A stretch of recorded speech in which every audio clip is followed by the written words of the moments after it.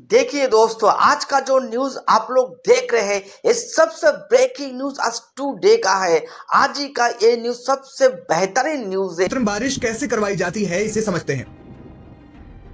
दरअसल artificial rain के लिए silver iodide, potassium iodide, urea, नमक, शुष्क बर्फ, कैल्शियम कार्बाइड और कैल्शियम ऑक्साइड के साथ साथ कैल्शियम क्लोराइड जैसे तमाम रसायनों का इस्तेमाल किया जाता है। इन्हें बादलों में छिड़का जाता है। इसे छिड़कने के लिए रॉकेट গেল মঙ্গলবার থেকে লস অ্যাঞ্জেলেসের বিভিন্ন জায়গায় ৬টি আলাদা দাবানল জ্বলে ওঠে।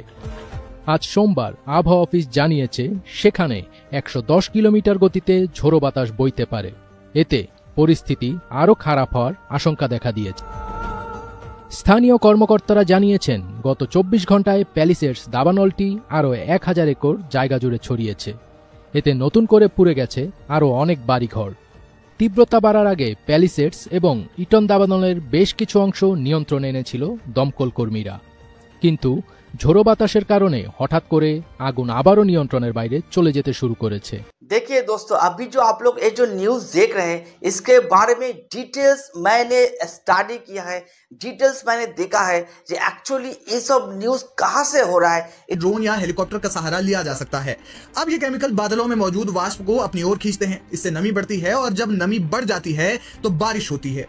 कुल मिलाकर कृत्रिम बारिश करवाने की पूरी प्रक्रिया में मुख्य भूमिका बादलों की है। लेकिन समस्या ये है कि लॉस एंजलिस के जिन इलाकों में आग लगी है उन इलाकों में इतनी भयंकर आग के कारण बादल ही खत्म हो गए हैं। इसके अलावा लगातार धधक रही आग से हवा में मौजूद नमी भी खत्म हो गई है और इसलिए शुष्क हवा चल रही है, जिसकी रफ्तार कभी कभी 100 किलोमीटर प्रति घंटे के पार पहुंच जाती है। विशेषज्ञ मानते हैं कि एक हफ्ते से लगातार बढ़ रही आग के कारण जमीन तो शुष्क हो ही गई है, लेकिन साथ ही हवा में मौजूद नमी।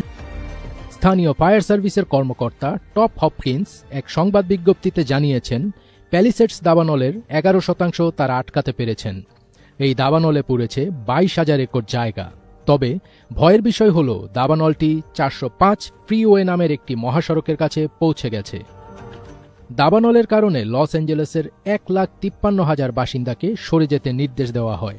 এছাড়া 57,000 অবকাঠামো ধ্বংস হতে পারে বলে সতর্কতা দেওয়া হয়।